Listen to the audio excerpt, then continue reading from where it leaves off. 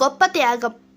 శివానందుడు అనే వ్యక్తి ఒకనాడు అరణ్య మార్గంలో వస్తుండగా ఒక రాక్షసుడు అతని ఎదురొచ్చి, ఓయి మానవడా, నేను మిక్కిలి ఆకలితో ఉన్నాను, నిన్ను తినేస్తాను అన్నాడు. శివానందుడు చేతులు జోడించి, రాక్షసోత్తమా, నేను నా కుమార్తె వివాహం కోసం ఆభరణాలు తీసుకొని వెళ్తున్నాను. ఇవి ఇంటిలో ఇచ్చి మరలా వచ్చి నీకు ఆహారం కాగలను అన్నాడు. వెళ్ళి త్వరగా రా అన్నాడు రాక్షసుడు. శివానందుడు వేగిరంగా ఇంటికి వెళ్ళి నగలు భార్య చేతికిచ్చి అమ్మాయి వివాహం చక్కగా జరిపించాడు. నేను రాక్షసునికి ఆహారముగా వెళ్తున్నాను అని విషయం వివరించాడు. చాటు నుండి ఇది విన్న శివానందుడు తనయుడు తండ్రి కంటే ముందుగానే పరుగు పరుగున రాక్షసుడి దగ్గరకు వచ్చి, నా తండ్రికి బదులుగా నన్ను ఆహారంగా స్వీకరించు అన్నాడు. అంతలో శివానందుడు వచ్చి కుమారుణ్ణి వదిలేసి తాను తినమని అన్నాడు.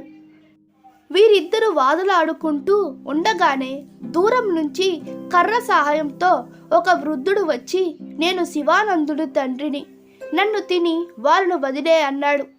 అంతలో ఒక ముత్తైదువు వచ్చి, భర్తనో కొడుకునో కోల్పోయి నేను జీవించలేను, నన్ను తిను అన్నది.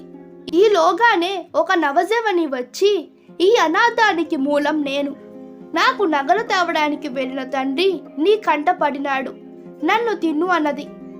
వారి అనురాగ బంధాలు చూసి రాక్షసుని కంట జలజల కన్నీళ్లు వచ్చింది.